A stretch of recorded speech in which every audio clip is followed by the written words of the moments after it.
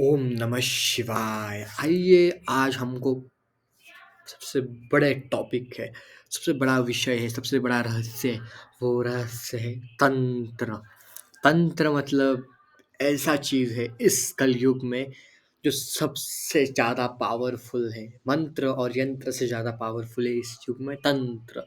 यदि किसी ने आपके ऊपर या आपके परिवार के ऊपर तंत्र का प्रयोग किया है तो शायद ही वो तंत्र से बच पाना मुश्किल है, क्योंकि तंत्र में एक मुठ मारते हैं। मतलब मुठ ऐसा होता है कि अगर आपके किसी परिवार के व्यक्ति को या किसी को भी मुठ मारा है, सबसे पहले उसका फेस ब्लैक हो जाता है पूरा, और वो दुनिया के किसी भी कोने में हो, अगर उसको किसी ने मुठ मार दी है तो उसके सबसे पहले जो खून है वो मुंह से बाहर आएगा, खून की उल्टी आई होगी और सांस धीरे धीरे रुकने लगेगी। ऐसा लगेगा किसी ने उनका गला दबाया है।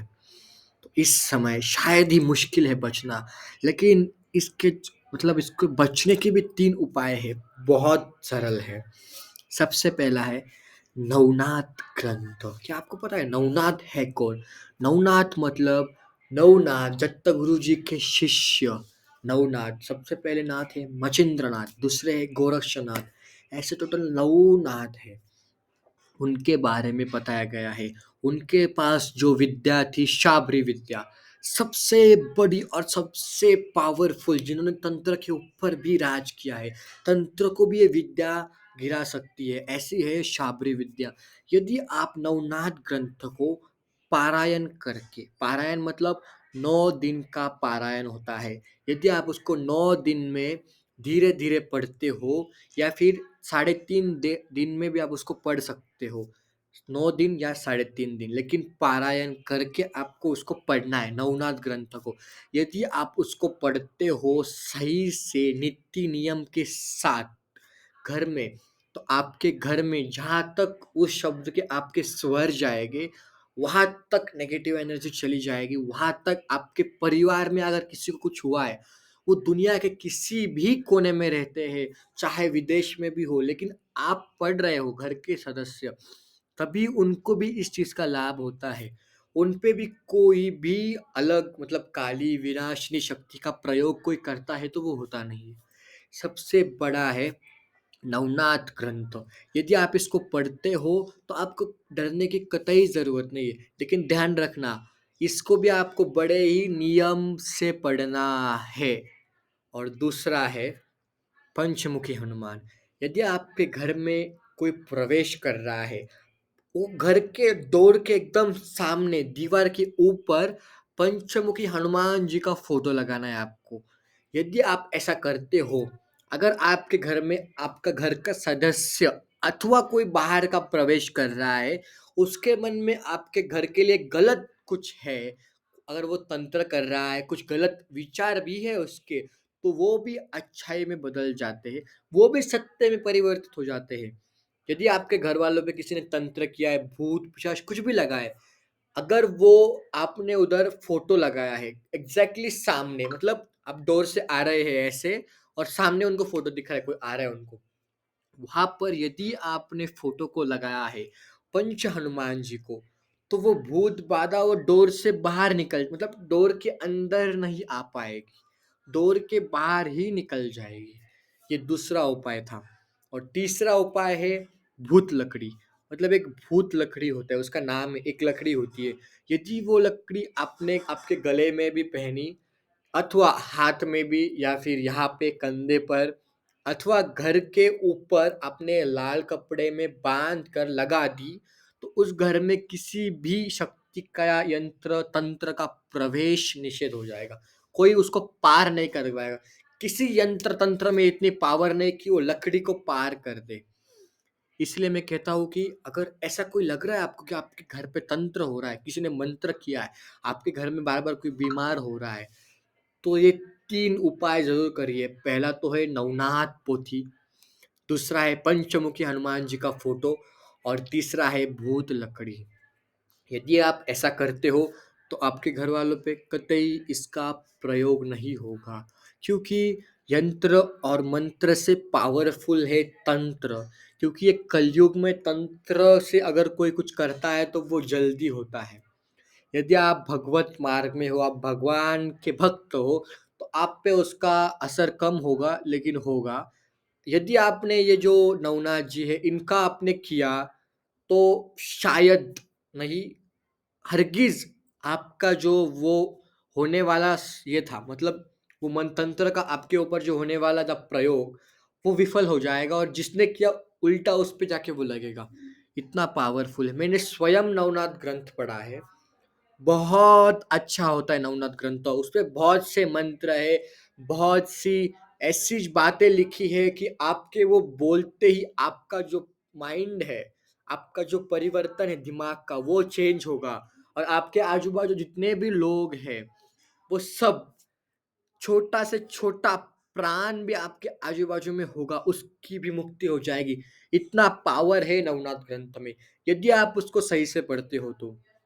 और तंत्र मंत्र को आपको सबसे पहले एक बात बताता हूँ, किसी के घर पे आपको कुछ खाना नहीं है, चाहे वो परिवार वाला हो या कोई भी हो, क्योंकि ये जो तंत्र यंत्र है ना, ये सबसे पहले कहाँ से जाता है, आपके पेट में यदि वो चला गया तो वो आप पे ज़्यादा असर करता है। यदि वो आपके पेट में जाता है तो आपकी जो आध्यात्मिक शक्ति है उसको भी वो छीन लेता है, क्षीण कर लेता है, मतलब कम कर देता है और उसको बाँध देता है। ऐसा होता है तंत्र। तंत्र कभी-कभी भगवान को भी बाँध लेता है। भगवान से उनके काम कराते हैं, जैसे कि अमावस्या के दिन, पूर्णिमा के दिन बड़े-बड़े जो तांत्रिक होते हैं वो मंत्र-तंत्र करते हैं, तो उस समय वो भगवान से अपना कार्य करवा लेते हैं, जैसे महाकाली से। लेकिन बजरंगबली जी के सामने, नवनाथ जी के सामने उनका कुछ नहीं चलता है। मैं आपको बताता हूँ, एक बार जो गुरु गोरक्षनाथ थे, नवनाथ दूसरे नंबर के नाथ थे, गुरु गोरक्षनाथ सबसे पावरफुल नवनाथ। वो गए थे बंगाल में स्त्री राज्य की ओर।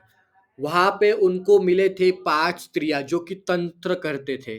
तो उन्होंने तंत्र का प्रयोग किया, उनके पीछे स्वयं थी महाकाली, उनको आशीर्वाद था। तो शाबरी विद्या से उन्होंने सिर्फ भस्म फेंक कर उनको वंदित कर दिया था, उनके तंत्र उन पे चले नहीं। इतने पावरफुल थे गोरक्षनाथ। इसलिए कहा जाता है, यदि तंत्र मंत्र घर पे चल रहे हो तो उसका एक ही उपाय है, नवनाथ। नाथों के नाथ नवनाथ। आपने मात्र नवनाथ पोथी पढ़ते हुए, यदि आप पढ़ते हो तो उसका आपका निवारण हो जाएगा। तो उस समय महाकाली स्वयं आए थे नवनाथ जी के, गोरक्षनाथ जी से युद्ध करने, कि मेरे भक्तों को मैंने आशीर्वाद दिया है, फिर भी आप उनसे लड़ रहे हो, आप उनके तंत्र को विफल कर रहे हो। क्योंकि गोरक्षनाथ कौन है? शिव जी के अवतार है। इसीलिए तब युद्ध हुआ महाकाली जी और गोरक्षनाथ जी का। तब गोरक्षनाथ जी ने महाकाली जी पर आक्रमण नहीं किया, क्योंकि वो उनकी माता समान थी और महाकाली जी उन पर त्रिशूल चलाने ही वाली थी। तब मच्छिंद्रनाथ जी ने अपना एक भगवा वस्त्र फेंक कर उनको ऐसे ये कर लिया, मतलब उनको लपेट लिया, ऐसे उनके शरीर पर आके वो गिरा। माता को समझ में आया कि ये शिव के अंश है, ये शिव के, ये सत्य है। उसके बाद से वो स्त्रियों ने उनसे माफ़ी माँगी कि क्षमा कर दीजिए भगवान, हम अगली बार से किसी के ऊपर भी तंत्र का प्रयोग नहीं करेंगे। तो यही है कि तंत्र का प्रयोग करते हैं तो आपको नवनाथ पोथी से अच्छा कुछ नहीं मिलेगा। और तंत्र का प्रयोग है ना, सबसे पहले तो खाने की ओर से होता है। यदि आपके पेट में कुछ चला जाता है तो उसका असर ज़्यादा होता है। दूसरी बात, आपके बाल के ऊपर से, यदि आपका बाल किसी के भी पास है और आप बाहर गए हो, आपका मात्र एक बाल से वो कर सकता है। जैसे कि एक बाल को लपेट के वो एक जो काला गुड़िया होती है उसमें लपेट कर वो जो करता है, जो अघोरी होता है, वो करने के बाद आप जहाँ पर भी हो, वो जो जहाँ पर जिस पॉइंट पर उस डॉल होता है एक ब्लैक, उसको दबाएगा, वहाँ पर आपको दर्द होगा, आपको वहाँ पर पेन होगा। ऐसा लग रहा है कोई दबा रहा है, कोई मार रहा है, कोई कुछ चुभा रहा है हमें। ऐसा लगता है। और तीसरा है आपके जो प्राइवेट कपड़े होते हैं, जो आपके क्लोथ्स होते हैं, जैसे अंडरवियर हो गया, जैसे आपके जो अंदर से पहनते हो आप, वो सब चीज़ें हो गया, वो चीज़ों से भी होता है। तो ध्यान रखिए, कभी भी बाहर जाते समय ये सब चीज़ों को आपको बाहर मतलब रखे नहीं जाना है। और घर में शाम के समय कपूर जलाना है। वो कपूर के जो धुआँ है, क्योंकि जहाँ तक आपका आवाज़ नहीं जाता वहाँ तक धुआँ जाता है, क्योंकि वो हवा है। हवा में जब वो मिक्स होता है तो वो जाता है। तो शाम को सोने से पहले आपको कपूर जलाना है। यदि आप ऐसा करते हो, आपके जो पति है, आपके बच्चे हैं, बाहर खेल के आ रहे हैं, आपके पति काम से आ रहे हैं, कोई मेहमान आ रहे हैं, तो यदि उनके पीछे कोई साया होगा, कोई बुरी शक्ति होगी, तो वो अपने आप स्वयं ही घर से बाहर निकल जाएगी। और आपको हर रोज़ आपको मंदिर में जाना है और मंदिर का घंटा 3 बार बजाना है और उस घंटे के नीचे ही खड़े रहना है। यदि आप हर रोज़ जा रहे हो मंदिर में घंटा बजा रहे हो, तो आपके अंदर कभी बुरी शक्ति प्रवेश नहीं कर सकती। क्योंकि जिसके अंदर बुरी शक्ति प्रवेश करती है, वो कभी भी मंदिर में जा जा नहीं सकते। उनको प्रवेश वो पैर उसको वो जो रेखा है मंदिर की, उसको वो लांघ ही नहीं सकते। क्योंकि वो शक्ति ऐसी है कि वो मंदिर में प्रवेश नहीं कर सकती। मंदिर में उतनी पॉजिटिविटी होती है कि वो उसको प्रवेश ही नहीं कर सकती। यदि आपको लगता है कि आपका बेटा या आपके पति या आपके रिश्तेदार मंदिर में जाने से मना कर रहे हैं, जाने पे गुस्सा करते हैं, जाने से उनको चिढ़ आता है, तीव्र क्रोध आता है, तो आप उनको एक बार भी लेके जाइए। देखिए क्या होता है, वो आते हैं या नहीं आते, क्योंकि आप जब 3 बार घंटा बजाते हो ना, तो घंटे से हिलना नहीं, उसी के नीचे खड़ा रहना है। वो जो वाइब्रेशन होता है, घंटा बजता है, वो वाइब्रेशन से आपके माइंड का, आपके शरीर का हर एक नेगेटिव, हर एक अंग अंग, बाल से बाल सब वाइब्रेट होता है। उससे आपके शरीर की शुद्धिकरण होता है, शुद्धि होता है। और दूसरी बात है, यदि आपको लगता है कि मंदिर में कोई नहीं आ रहा है, मंदिर में लाना है, तो मंदिर की जो दया होती है, भस्म, अगरबत्ती का भगवान को लगा के उनके माथे पर लगा देना। और सुबह-सुबह हनुमान चालीसा का पाठ करना, या हनुमान चालीसा मात्र मोबाइल पे लगाने से ही आपके घर में अगर किसी को कुछ होगा, किसी के अंदर, तो उसको गुस्सा आएगा, तीव्र क्रोध आएगा उस चीज़ के ऊपर। वो बोलेगा हनुमान चालीसा को बंद करो, बंद करो, बंद करो। उनका बार-बार यही रिएक्शन रहेगा कि इसको क्यों चलाते हो, क्यों चलाते हो? यदि उसके अंदर कुछ होगा तो।